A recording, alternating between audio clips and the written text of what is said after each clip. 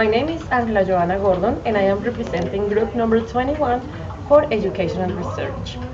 First of all, I want to thank Mr. Gutierrez de Piñeres for all his support and for encouraging us to participate actively in this forum.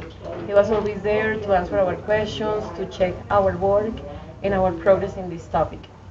Okay, my classmates were Nancy Viviana Sanchez, Dani Quintero, Blanca Flor Giraldo, John Albeiro Monsalve, and myself, Angela Giovanna. It is really important to have worked for educational research ever since we, as teachers of English, need to know the context where our students are. In this occasion, we had the opportunity to compare the public sector, the private sector, and private school, which is the Colombo Americano. The Colombo Americano is an institute of English that also seeks for the cultural part of the region, not only in Pereira but also in Cartago. It means that through teaching English, we also want the people to learn the culture of the United States and all the English-speaking countries. For this occasion, all the students of the forum participated by telling or at least letting us know how the institutes where they work handle the education in English. We could see that there is a very big gap between private schools, public schools, and these private institutions such as the Colombo. But it was really interesting because I think that we could contrast and compare what we as teachers do every day in order to improve our students' performance. We have had some results that are very interesting and that we are going to analyze in this research. Okay, the first question was, how can we improve the teaching model or better the learning process of our students? When the Colombo Americano has been seeking for the improvement of our students through having different, let's see, workshops or discussions or seminars, like the Curious Mind Seminar, which is a topic presented by students in the last levels, and it is for the community. Also, we have different things in our libraries, such as books, DVDs, and everything to help students. The public sector and the private sector have also a difference. For the private sector, well, it's easier for the students to get acquainted with the English due to most of them have traveled, their parents speak English, they're more stimulated by the television, by programs, by things that are in English. Whereas the public sector has a big difficulty to reach this level. Even though students in course 11 are getting a very level of English these days.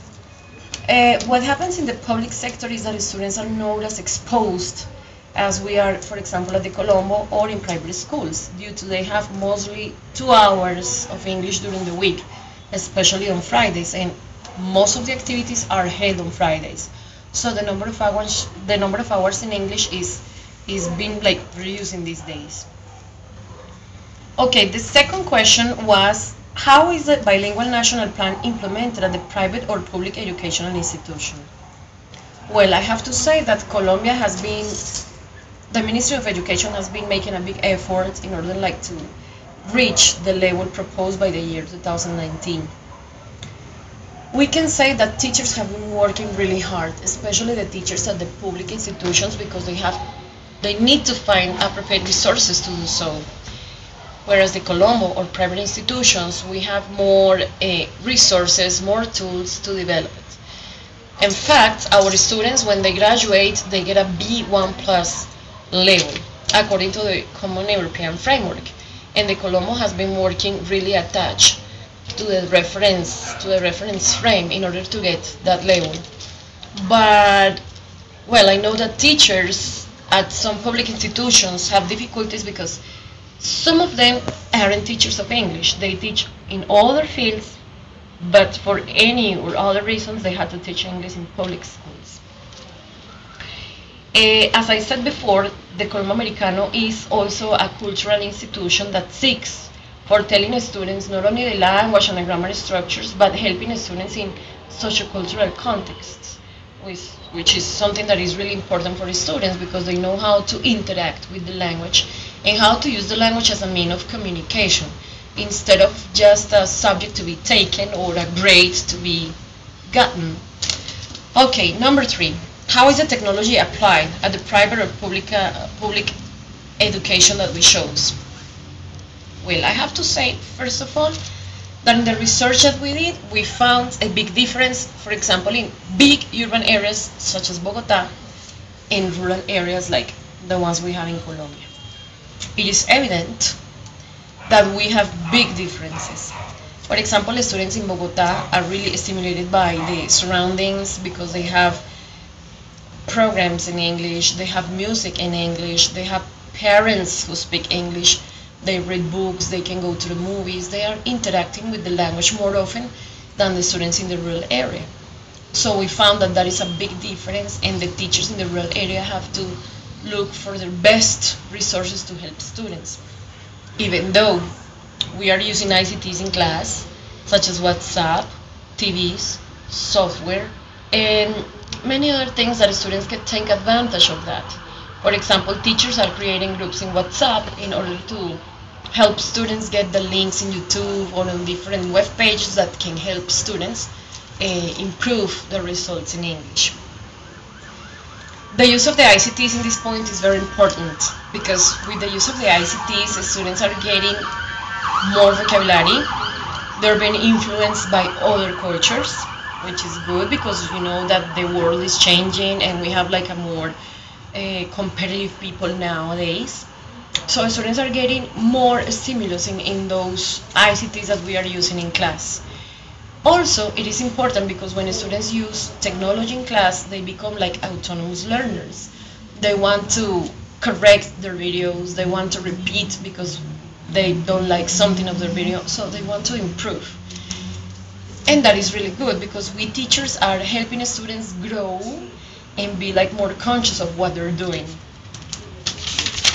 Okay, for the 4 questions, it says, which didactic strategies are used by teachers for implementing the technology at the private or public schools?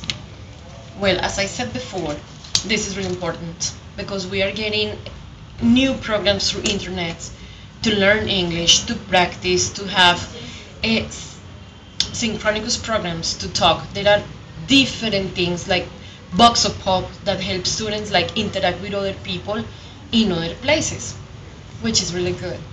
It is really good that our students in Colombia can interact with the students, for example, in the United States or in England, and then they have the same knowledge according to the Common European Framework. That happens especially at the Colombo because we have some programs to interact with other students. Or sometimes we invite colleagues who live in the States or native speakers to participate with our students. As I said before, that is a little bit different when teachers have to go to the rural area. Even though I think that the Ministry of Education, I said again, is making a big effort to bring the ICTs to the rural area. Number 5, what is your point of view of using computers for assessing the English learnings at the private or public school? Well, I have to defend a lot, and I am for the use of ICTs in class. I am being educated in a virtual environment, and all of you are. So I know that bringing technology to class is very important, to having students participate in forums, to have students research, to have students read and use readers and get to know other things of the world is really important. We have students that are growing, and when a teenager is growing, teenagers are getting new things from the world. So it is really good that our students know about other countries, other cultures, the use of technology in class, that they know how to defend in life. Let's remember that we are in a very global world nowadays, and that students are getting more information. More and more people these days want to know about the use of different, let's say, abilities or skill to have a very good performance in their jobs at the university. So the use of ICTs is going to improve that. As I mentioned in the previous point, our students are getting more like autonomous in regards to learning. So I really appreciate having ICTs in class. Also, it facilitates our evaluations. It is very good because we have peer evaluation. We can have personal assessments, peer assessment, and finally teacher's assessment. So the role of the teacher is now like more a facilitator than a person that is imposing things. Teachers nowadays have to inspire students and help them do their best. So the students are getting like a culture of researching, reading more, getting to know what other things are around. Well, and as a conclusion, I can say that when students use ICTs in class, when students use other languages, they are not only like getting something like to participate in a class, but also for their lives. They're getting something for their lives because when you know another language, when you know another culture, you are a more literate person. And that is going to be reflected in your personal performance everywhere where you go. You have like open doors to participate, to interact, to talk with people, to show your culture, but also to get to know others' culture. I would really appreciate having this work, having worked with my classmates. They were very like committed to developing this work, and also the teacher, because the teacher has always like guided us to research for more, to get to know how we can help students and how the conditions are. Thank you very much.